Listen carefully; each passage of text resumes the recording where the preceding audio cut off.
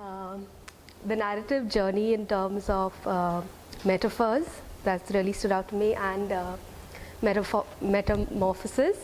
The metaphors has kind of led to the metamorphosis and change in my work with the families that I work with back in Goa. The pictures of the butterfly, because right from like the larva to the butterfly getting, it symbolizes some sort of richness which I feel narrative has brought into my work, and that's the change that I'm talking about.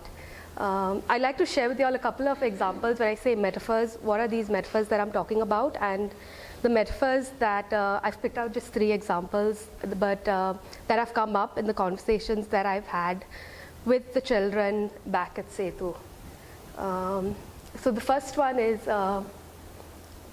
the car, ADHD and the car. So I was talking to this 11-year-old boy experiencing ADHD, and he was brought in because of difficulty concentrating and because of the restlessness. And one day I asked him, I said, so okay, come on, draw this ADHD for me. And he drew this blue car, and he wrote, doesn't let me focus, can't sit in one place, full of energy. And this boy felt that this experience of ADHD for him was like this car that went really fast on some days, was slow on other days. There were things that sucked the energy out of the car. There were things that fueled the car on. And it somehow made it so easy to talk about ADHD. We weren't talking about concentrating problems and restlessness and hyperactivity, but we were just talking about this car that went really fast on some days and that just went really slow on other days, and how he wanted that car to be. So he came from a place where he wanted, like in class, his books were incomplete, and he felt it was because the car was going too fast and his books were remaining incomplete. So we had this conversation about what would help him. Did he have to like suck the energy out of the car at that point in time, or like refuel the car in that time? And he said he had to suck the energy out of it because it was going too fast and he couldn't complete his books, which in my head I thought, okay, if it's going too fast means he can write fast, right? But somehow he saw it as going too fast, it was coming in the way of him writing. And he said that somehow if he read what was on the board, he could complete. It was kind of getting his car to the right pace, and that was something he tried out, which worked for him. Or he said just like shaking his foot under the thing, like how a car, you have your pedals, and he would shake his foot, and that again helped him complete his books and focus. So that was with the car. In another conversation, we spoke about, with a different child, about anger and the vending machine. This boy again was coming in because of anger, a lot of anger with his sibling. How exactly, like Jill asked me, how did you get to the vending machine? And I think it was, we were talking about sometime at the airport. He and his brother were at the airport, and they got into a fight about something. And I think at that point in time, I asked him, so what's the anger like? And he said, the vending machine. And we spoke about, again, about how the anger was like, you push different buttons, and there were like a kick would come out at one time, the anger would kick, or the anger would slap at another point in time. There were these different things that would come out of the vending machine. And through this metaphor, he kind of understood and helped me understand that there were these different buttons that were getting pressed that would make the anger do different things. And was that working out for him or not? And he wanted to, like, things to go well with his brother because he loved playing with his brother at some times. But somehow the wrong buttons were getting pressed on that vending machine, and other stuff was happening altogether. And again, so he spoke about how he wanted it to be. But again, he drew this lovely parallel between anger being like a vending machine that made it so much more clearer for me about what his meaning of anger was at that time. Yeah, and in the going back to the ADHD and the car, so I recently had like a group program for children with ADHD, and there were 6 kids who came in. So I introduced this idea to them about ADHD being like a car, and they were really excited about it. We like for some session we would just make car noises, and there was each like whose car made what noise, and yeah, it was not appreciated by everyone else in the center. And so at the end, somehow towards like the second last session, they came in. So there were all these skills that they were talking about that they were doing to manage the different challenges of the ADHD. And they came up with this car box. In my head, I said, okay, we'll call it a toolbox because cars have toolbox. And they said, no, car box, teacher. So we had this car box that all of them sat together and they drew and they decorated it.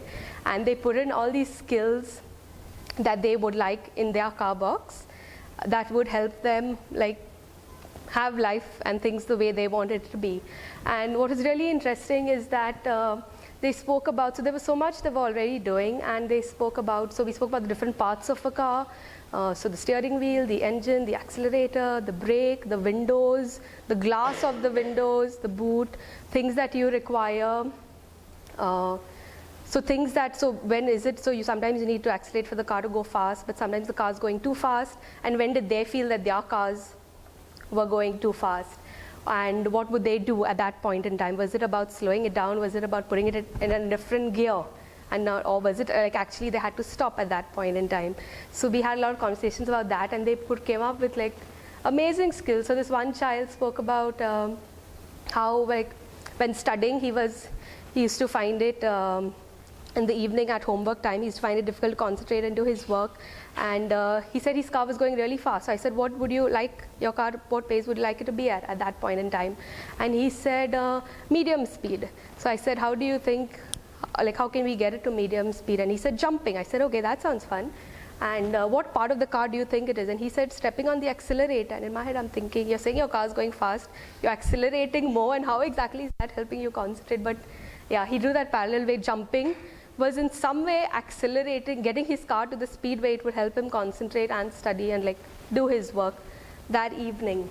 So somehow in a lot of conversations, all these metaphors have come around with the children, and it's changed conversations for me personally. It's given me a fresh perspective wherein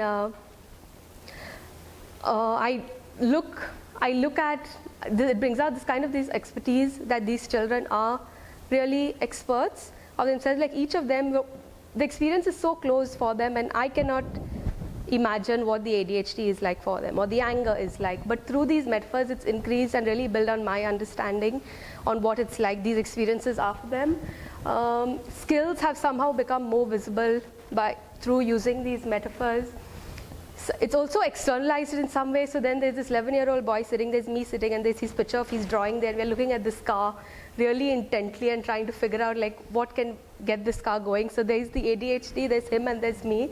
And we're just trying to figure out how to get this car going at how he wants it to go. But it became so much more, it wasn't him not being able to concentrate or being restless or being hyper, but it was this car that just wasn't going as per the way he wanted to go on some days. It definitely gave a lot to like stories became so much more richer because of these metaphors that came along. And somehow we always went from maybe it started off at some point in time with the problem story, but that preferred story came in. Like he spoke about where he wanted to complete his book in class, so he wanted to get along really well with his brother because he could play with him. And these metaphors, I feel in some way made that possible to come in. I came across this quote, the metaphors exist for the stories, and I thought it's so true. We've also had, these stories have become so much richer in the sense that they've been openings for people, like for the group, ADHD group program, we spoke about this car box, and the kids and we were talking about what else do you need your car for it to run well, and they said sometimes we need to go to the mechanic to get it, and we were like, who would you like to be the mechanic? So someone said my mother, someone said my father, someone said teacher, brother, and we had these little figures that they stuck on their car box of who would be their mechanics. So I mean, I was left with so much at the end of it, which I think came out because of the metaphor. And what was really amazing is that they gave the metaphor. I suggested about the car for the group program, but with respect to the kid with the ADHD the first time and the anger, I mean, they came out and it made it so much more real for me. Like it's his ADHD, it's his car, he's talking about it, and I was able, I think, to give him that sense of personal agency because of the metaphor. Am I making sense? Yeah. Okay. Yeah, that's it. Thank you. Thank you.